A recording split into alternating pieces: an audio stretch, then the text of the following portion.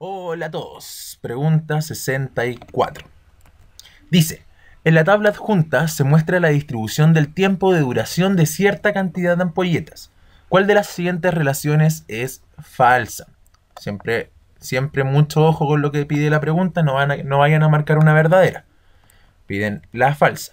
Nos dan una duración en miles de horas de una cierta cantidad de ampolletas, donde primero nos entregan los intervalos, es decir, en este intervalo tenemos la duración de 1000 a 1150 horas, 1150 y así sucesivamente. Esa información no nos importa mucho, es como el contexto del ejercicio, lo que nos interesa son las frecuencias y las frecuencias acumuladas.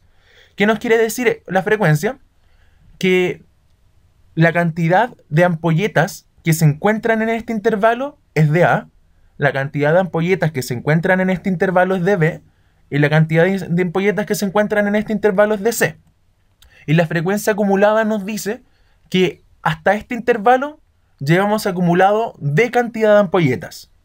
Es decir, A es igual a D. Después voy a explicar más o menos lo que significa eso, con números, para que sea más fácil.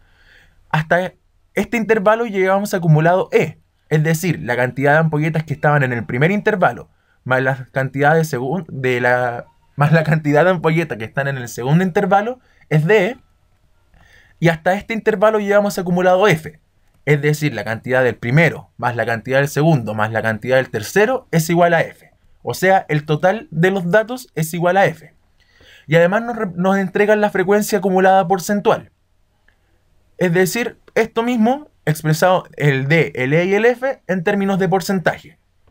Hasta este intervalo llevamos acumulado un 25% de los datos, hasta este intervalo llevamos acumulado un 87% de los datos y hasta F llevamos acumulado un 100% de los datos. Ya. Para hacer esto un poquito más amigable con las letras y poder relacionarlo de mejor manera, si nos dan la frecuencia acumulada porcentual, nosotros perfectamente podríamos reemplazar estas D, E y F por estos mismos porcentajes e ir viendo cómo se comportan estas letras en función de lo que nos dan acá. ¿A qué me refiero con esto? Si este es el 25%, nosotros podemos reemplazar este D por 25. Si esta E llevamos acumulado un 87% de los datos, podríamos escribir 87 acá y esto en 100. ¿Cómo si aquí llevamos un 25% de los datos y nos pusimos en una situación hipotética en que la cantidad de datos es 100, y eso hace que perfectamente esto coincida con esto, significa que la frecuencia normal de este intervalo es 25, porque hasta ahí nosotros llevamos acumulado un total de 25 datos. Si hasta este intervalo llevamos acumulado un total de 87 datos y antes teníamos 25, B tiene que ser la diferencia entre 87 y 25. Por lo tanto, B tendría que ser 62. Para que 62 más lo acumulado que había hasta antes nos dé el 87 que está acá. Y lo mismo para F. Si hasta E hay acumulado 87 y luego en F ya hay acumulado 100, significa que C tiene que ser 13 para que coincida el 13 más 87 igual 100. Entonces, ahora queda seguir revisando alternativa por alternativa y encontrar, recuerden, la falsa, no la verdadera. F es mayor a D más C. Si reemplazamos los valores, F vendría siendo 100 y eso es mayor a 25 más 87. Ahí ustedes pueden darse cuenta que 25 más 87 es 112 y por lo tanto 100 no es mayor a 112. Aquí ya tenemos la falsa. Hasta ahí podrían terminar el ejercicio y marcar la alternativa A porque esa es falsa. Pero si no están seguros de que esa sea falsa, pueden seguir comprobando.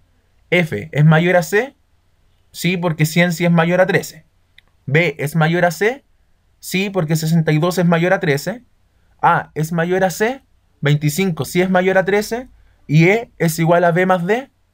Efectivamente, 87 sí es igual a 62 más 25. Así que esta es verdadera, verdadera, verdadera, verdadera. Y la única falsa vendría siendo la A. Estas preguntas igual se pueden hacer de manera sin agregarle números y un poco más analítico. Eso pueden comprobarlo ustedes. Pero yo personalmente, si le agrego números a estas cosas, me quedo más seguro en mi respuesta porque es más bonito de ver. Así que vendría siendo la alternativa A. Cualquier duda la dejan en los comentarios y nos vemos. Chau.